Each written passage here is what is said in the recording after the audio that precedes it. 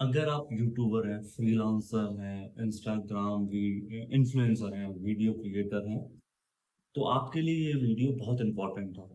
कई लोगों को नहीं पता होता है कि उन्हें आईटीआर कब फाइल करनी, कैसे फाइल करनी है, उनके लिए जीएसटी एप्लीकेबल है या नहीं है। तो मैं सीए करण यादव आज आपको इस वीडियो में ये समझाऊंगा कि फ्रीलांसर्स और यूट्यूबर्स के लिए आईटीआर कैसे फाइल करनी है, उनके लिए जीएसटी कब एप्लीकेबल है, एक्सेट्रा। पहले तो हम समझेंगे कि फ्रीलांसर होते कौन है। फ्रीलांसर वो होता है जो ऑनलाइन अपनी सर्विसेज प्रोवाइड करता है, जिसके लिए कोई भी बाउंड्री नहीं, वो आउट ऑफ कंट्री भी अपनी सर्विसेज प्रोवाइड कर सकता है, जो कॉन्ट्रैक्ट बेसिस पे पेमेंट रिसीव करता है कि आपको कोई काम करने को बोला गया, आपने वो काम किया, वो करके दिया और उसके अगेंस्ट आपको पेमेंट मिल गया। उसका कोई भी रिस्ट्रिक्शन है, किसी के लिए भी काम कर सकता है, वो होता है फ्रीलांस। और यूट्यूबर अपनी सोर्स ऑफ इनकम कैसे जनरेट करते हैं? अपनी जो वीडियो अपलोड करते हैं उस पर एडवर्टाइजमेंट आता है, उसके थ्रू एफिलिएशन जो सर्टिफिकेट्स हैं उनके थ्रू, आपका कोलैबोरेशन के थ्रू, ब्रांड प्रमोशन के थ्रू, ये सब के थ्रू जो इनकम उनके पास आती है वो यूट्यूबर इनकम कहलाती है। इनकम चाहे किसी भी फॉर्म में, आपके बैंक अकाउंट में हो या फिर पेपाल पे हो, वो आपकी इनकम ट्रीट की जाती है और उस पर आपको इंडिया में इनकम टैक्स पे करना होता है। फ्रीलांसर्स और कंटेंट क्रिएटर के लिए जो इनकम होती है उसे बिजनेस इनकम ट्रीट किया जाता है।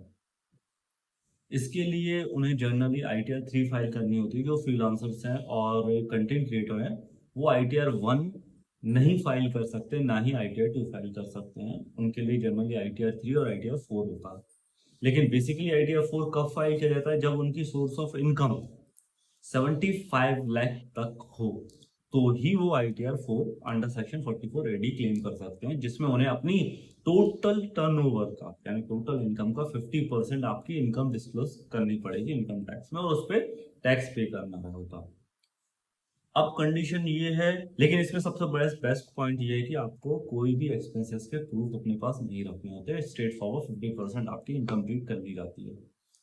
अब पॉइंट है कि हमें जो कंटेंट क्रिएटर है और बिजनेस यूट्यूबर्स हैं, उनके लिए जीएसटी कब एप्लीकेबल है?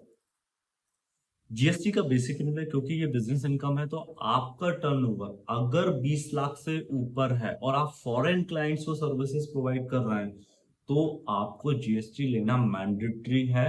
फिर चाहे आपकी फॉरेन इनकम से 1 रुपए की इनकम ही क्यों ना हो, अगर आपके फॉरेन क्लाइंट है, आपको जीएसटी लेना मैंडेटरी है।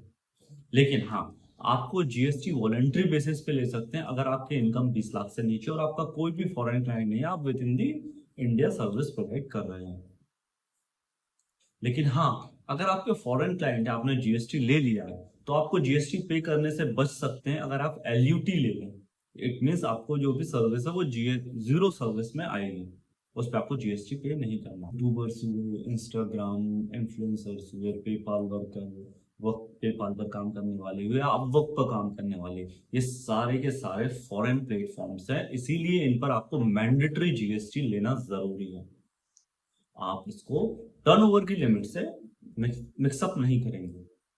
कई मोस्ट कॉमन गलतियां जो यूट्यूबर और फ्रीलांसर्स अपने आईटीआर में कर देते हैं या इनकम को लेके कर देते हैं, वो कभी आईटीआर फाइल नहीं करते, या तो वो आईटीआर फाइल करेंगे तो आईटीआर 1 फाइल कर देते हैं, जो कि उनके लिए एप्लीकेबल ही नहीं है, या तो फिर वो जीएसटी नहीं लेते हैं क्योंकि बोलते हैं कि जीएसटी एप्लीकेबल ही नहीं है। तो ये सारी गलतियां कई यूट्यूबर्स और फ्रीलांसर्स आईटीआर फाइल करने में करते हैं। तो ये सारी कॉमन मिस्टेक्स आप अपने आईटीआर फाइलिंग में ना करें। आप आईटीआर फाइल करें, उसमें प्रॉपर इनकम दिखाएं, कम इनकम ना दिखाएं। ये सारी गलतियां अगर आगे कंटिन्यू हुई तो आपको इनकम टैक्स की तरफ से नोटिस आना तय है। अगर ये वीडियो आपको इंफॉर्मेटिव और अच्छी लगी हो तो इस चैनल को सब्सक्राइब करें, वीडियो को शेयर करें और लाइक करें।